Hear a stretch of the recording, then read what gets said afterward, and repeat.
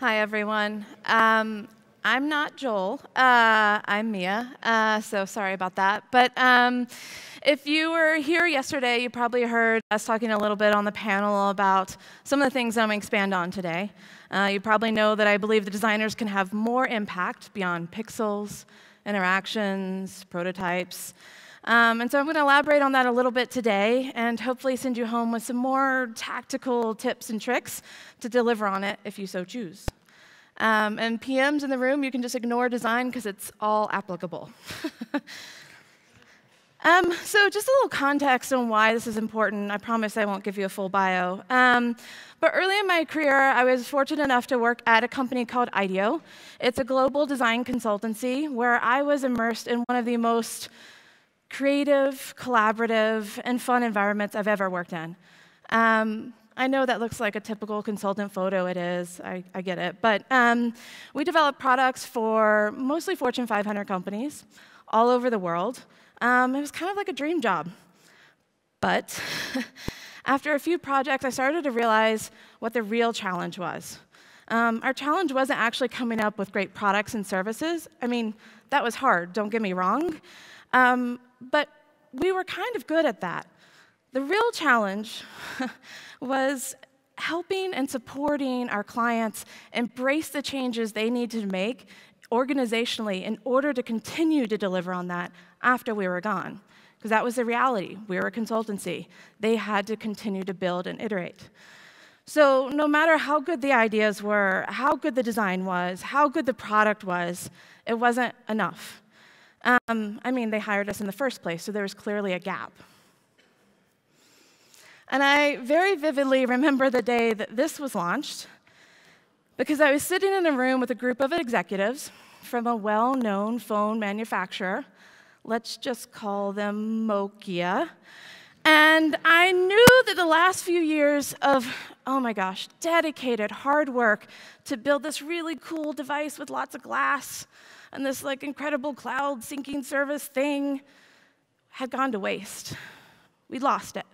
The ship date got pushed, and then it was pushed, and then it was pushed, and there were some miscommunications, and some stuff happened, and we missed it.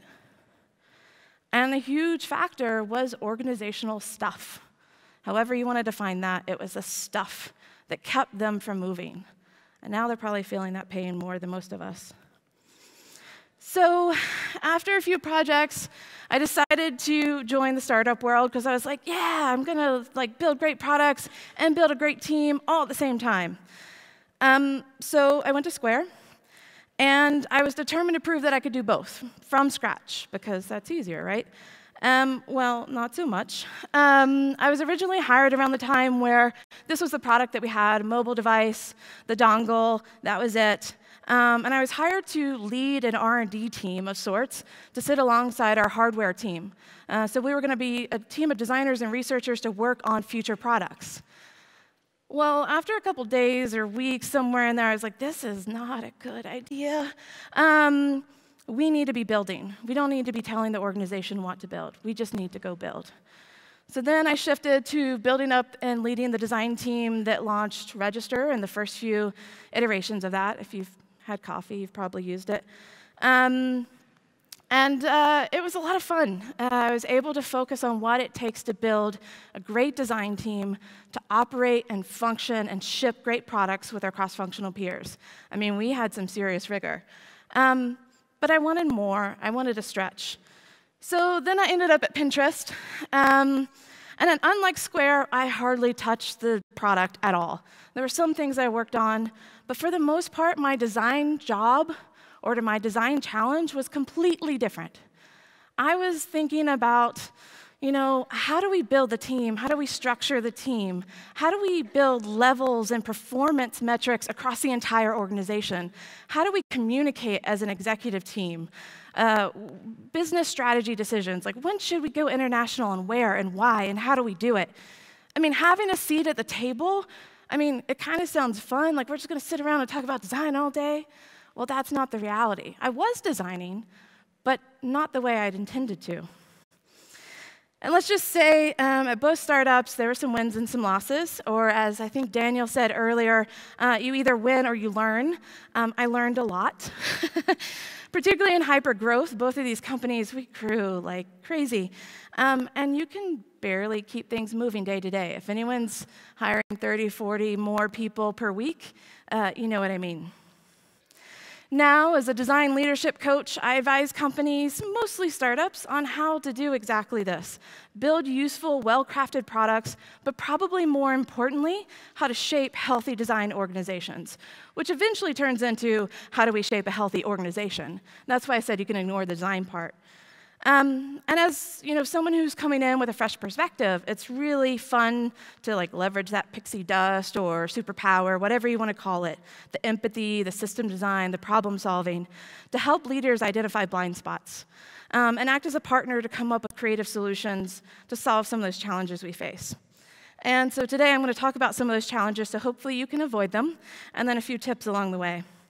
But one of the questions I hear the most is some form of this. How do we create a great design culture? And sometimes that means, how do I get designers to ship more faster? And sometimes it means, how do we hire more experienced designers? And then sometimes it means, how do we work with designers? What? I see. It means a lot of things. So after we unpack it, we usually get to something more like this, not always this. So how might we design an organization that delivers on fill in the blank? And in this case, it might be great design, which really gets down to organizational design, system design. And in this case, the metric is great design, but it can be a lot of things. But just framing the question that way and starting to understand what it means to what it takes to design an organization gets us a lot closer to solutions. Because what I see more often than not, and if you've been here, you probably know what I'm talking about, leaders fail to change their culture because they're actually solving the wrong problem, or they miss the challenge. I don't know about you, but I've definitely been on projects where halfway through, you're like, oh no, we're designing against the wrong problem, and you have to retrack and reframe the problem and start over again. But sometimes I see leaders do something similar. They go into a room, with the best intentions, of course. They go into a room, they whiteboard some words, and they're like, yeah, these are the values we want. They get a design team to make some really cool posters. They put them up and announce them to the organization, and then they wait. Or maybe they covet a culture like Apple. They're like, yeah, they're doing something right. And they go and hire an executive from that organization and bring them in and say, do it. And then they wait. Well, they missed the problem, right? They missed the opportunity. They were focusing on the outcome. And don't get me wrong, vision's important. We create it for our products and brands. We want to know where we're going or what we want to achieve. But they miss the point. They're not actually looking at what creates it so they can shape it. So let's look at some analogous inspiration and some pretty stuff for a minute. Yep, there we go. This is a murmuration, or flock of starlings, and I can watch it all day. But one of the things I love about this, every once in a while, a group of birds will come up, there's one, from the field, and they'll join the larger group, and within seconds, they're automatically in sync and in flow. But despite the much-studied beauty of this, or despite the beauty of this phenomenon, biologists still struggle to really understand how it works. At the individual level, it's pretty simple. When a starling turns left, so does their neighbor, and so on. But the collective behavior of the murmuration is just believed to emerge from those individual interactions. The force that holds it together, well, we're not really sure. And George Young, who is an engineer who's studying this and trying to mimic it, said flocks of starlings exhibit a remarkable ability to maintain cohesion as a group in highly uncertain environments and with limited noisy information. Does that feel familiar to anyone? At least the second half, I've been there. So yeah. And just like murmurations, cultures are emergent. Culture is what results. Cultures are the observable patterns of behaviors and interactions that rise out organically from your system. and that system is your organization. So the elements that you can actually start to impact are things like your organizational structure, your physical environment, incentives, people, process, tools, roles, relationships, all those pieces and parts. And individually, like the starlings, they're they're somewhat easy to understand. But combined, it's when it gets really messy and complex. But yet, they all interact to produce a culture. So if we focus on these system elements, hopefully, a culture will emerge that is somewhat close to what we expected. And as you know, in any design exercise, each detail matters. So design with intent, because it's easy to get caught up in the day-to-day and just kind of move forward.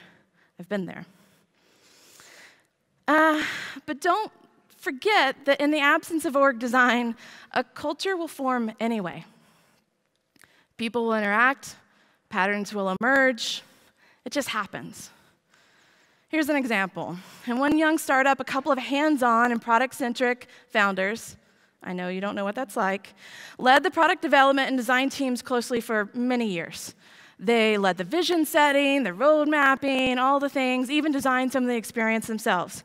And that was necessary, and they were successful.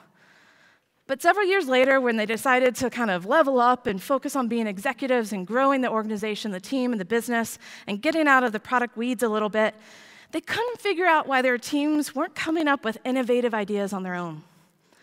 When they had finally created space for others to do the work, they'd realized the teams didn't have what they needed to be creative or original. They'd hired followers and removed some autonomy. It was the exact opposite of what they needed in order to succeed. We also know what it's like when you ignore it for too long. I'm sure you've seen it, heard it, read about it. And even perfectly architected cultures can crumble or shift or change, and that's okay. And it's probably one of the most frustrating things about trying to design an organization, particularly in an environment where things are moving quickly, people are coming on, hardly anyone knows what their role is. You know, even the perfect culture rarely stays that way. A simple, unexpected new element can completely skew it.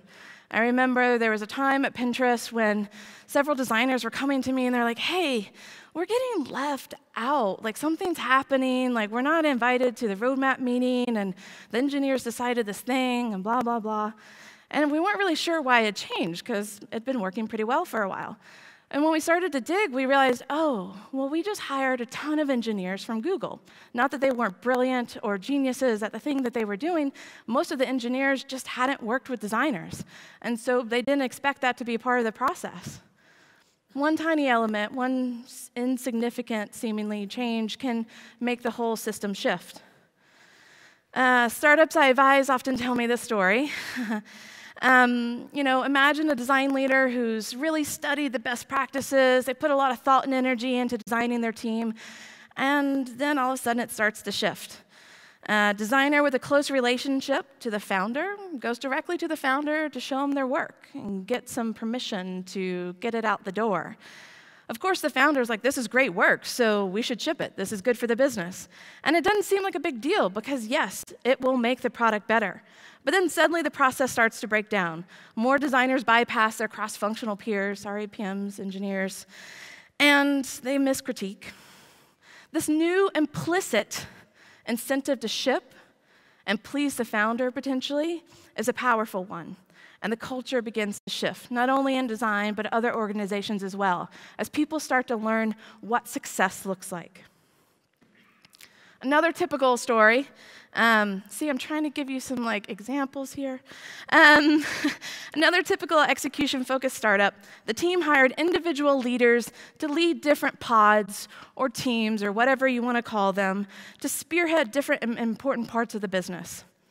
However, after a little while, they realized the product experience was fragmented, and teams were constraining their areas of focus. They didn't want to overlap or step on toes. They'd over-optimize for speed by creating clear swim lanes. The result? A team that forgot how to work together. And sometimes we just learn that we need to change. I think most of us kind of know this story, the move fast and break things. And eventually there was a slow down and fix your shit, sorry, Facebook said it, on the wall. And that's okay, that's good. We iterate, we learn. But if we focus on the individual components, we can adapt when things result, just like design of a product or a brand. One of my favorite oblique strategy cards from the 70s, really dating myself, is gardening, not architecture. I use this for a lot of things, but particularly for org design, just so I don't go crazy. This mindset recognizes that a culture cannot be controlled, and at a certain level of nurturing and pruning is far more healthy and a realistic approach to cultivating a good system, or in this case, a good organization. All right. Reality check. Most of you are probably thinking, all right, Mia, I'm just going to go add this to my list of things I already have to do. I have this list of stuff I have to ship tomorrow and get this over to my engineer and sync with my PM. Oh, and then I have a list from Dio's presentation on how I can be a better designer. I don't have time for this. Well, it's true. But if you want that seat at the table, you can only earn it by being an active designer of your organization or business. And I get it. That's not for everyone. And if you want to make, go make. We need you to make. But for those of you that are interested, create a space for others to thrive. Create a space for those makers to just go and make. Because almost everything we've talked about today and the questions that I've gotten in the hallway are all about organizational challenges. How do we get so-and-so to buy in? How do we do this thing better? It's almost always about the how and much less about the what. So I would argue that most of you are really great at the what. We just need to get better at the how. And, by the way, as designers and PMs, you've already got most of the skills that you need. Empathetic, you love designing complexity, you're good at navigating ambiguity, you like to make things, you like to iterate, you know how to experiment. You've got everything you need. You just have to step up. So this leads me to some of the actual tips of things that you can do to stay in the gardening, not architecture mindset on designing your organization, which is supposed to be here. There we go. So this is by no means exhaustive, and it's not like the official how to design an organization. This is just a list of things that I found to be important and useful along the way. And I'll try and give you some stories for each of them. So the first one, nurture proactively and start small. I mean, almost some of these, they sound like product principles, right? But once someone proclaims you have a culture problem, well, you've probably got a beast of a problem on your hands. Let me tell you a little story about Pinterest. So this is quite a few years ago now, but we were about to move into our first big office in San Francisco, and it had pretty much been gutted for our needs, one of those warehouses actually near Adobe. And one of the great things about this space was that we'd created a studio for designers, big open space with tables and light and places for Post-its. And we also had a dedicated critique room, so we didn't have to fight to reserve it at the right time. We always had a place to go to critique. But once we moved in, the designers felt like this, but once we moved in, there were rumblings for other teams, oh yeah, I'll meet you in your office. Or sometimes people wouldn't even come over to our corner. And we started to realize, oh yeah, we're the only team that has their own space. In fact, we had two. And, it wasn't like we were trying to be designers sitting in the corner in the ivory tower and all of that. We were just genuinely happy about having a space where we could break out and play music and do what we do. But I knew that these rumblings were a sign, and I needed to start to tackle them before they did become a problem. So I started to think about how the studio could be more than the design space. I wanted the entire company to feel some sort of ownership over it. It's not like we're the only creative people in the organization, so why can't it be a creative studio for everyone? So I started this thing called Studio Nights. Basically, I'd grab one person and say, what's your hobby? And then I would convince them to teach a small class to their peers. And we had an engineer that was a beekeeper. That was amazing. We had designers do lettering and terrarium, and I think that was someone from customer support taught how to make sushi, and all kinds of like really cool hobbies and makerness started to emerge, which was so on brand for us. And it was also an opportunity for the space to become ours, not design, but the entire company. And then, it started out small, but it kind of took a life of its own. Eventually, the classes were not only taught by people at the company, but we got some outside speakers and teachers. And then eventually, it evolved into what is called KnitCon. So knit was the word that Pinterest used to talk about collaboration, so teams knitting together, which is basically 2 days where the entire company shuts down, and we just teach each other, learn from each other. Next one, elevate value-aligned behaviors. It's easy to be a problem solver and see all the things that are broken. I am guilty of that. We critique things, whether it's how we work or the aesthetic of that thing. But don't just try and fix the broken stuff. Elevate and showcase what's working. Illustrate what good behavior looks like. Whatever venue that is, whether it's an all hands, an email, I don't know, whatever's appropriate for your team. Provide positive reinforcement. It can be pretty powerful. And once you start to show other people that there's paths that they can take that are different from the current, you might see more people turning left, like the Sterlings. This is a big one. Consider implicit and explicit incentives. So almost always someone says, like, how do we do this thing? And I'm like, well, what's the incentive for your team to do that thing? Explicit incentives are probably the ones that we think about the most. Money, benefits, equity, promotions, the more tangible seeming things. But the implicit ones, they're the tricky ones. Those are the ones that'll get you. But they're equally powerful. Those can be opportunities, enrichment, approval from founders, like I said before, social recognition, a lot of the kind of soft stuff. But it's important to recognize both. And they already exist in your organization, whether you've identified them or not, explicit and implicit alike. So proactively designing the ones that you think will get the desired outcomes will hopefully nudge your organization in the right direction.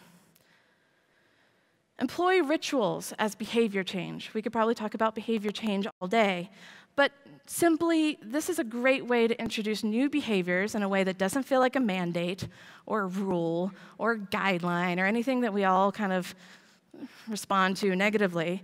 But it also creates a shared identity and keeps desired behaviors alive. So an example here, at IDEO, I mentioned that we worked on client projects. We often worked in small creative teams, and we always got our own project space. You can kind of see some of them on the back wall there. It was great because you got to decorate it, use it however you want. It became the identity of the team, a space to focus. But at some point, the leadership realized that we were focusing too much. It actually worked too well. And that as an organization or a studio, we weren't really collaborating enough. And so as a company that believed in analogous research and getting inspired from different industries and projects, we just weren't doing what we said we would do. We'd almost walled ourselves in. So the experience team, yes, a team dedicated to making the experience of our jobs better, think about that one, was trying to figure out a way to get us out of the holes, get us out of those project spaces. So they started this thing called tea time. Pretty simple, 3 o'clock, you start smelling baked goods. Of course, you're going to come out of your little hole and go hang out with other people and eat some snacks and things. And it was great. We called it casual collisions. And it was just a great way to start to shape the way that we work together. And they still do that today. Utilize artifacts. Physical artifacts and even digital ones can be quite powerful. They can be visual reminders of what organizations value and do together that drive great culture. This group probably does this really, really well, so I don't have to elaborate too much here. You probably know this example. This is Facebook, and they created the Analog Research Lab. It's a physical space. They've kind of moved it from building to building over time, where people could just go make things with their hands. Predominantly do screen printing, and I know they have a wood shop and all kinds of things now. But not only did they talk about the craft, and there's visual reminders of that all over their entire space, but that lab, that space, was a reminder that we value this, and this is important.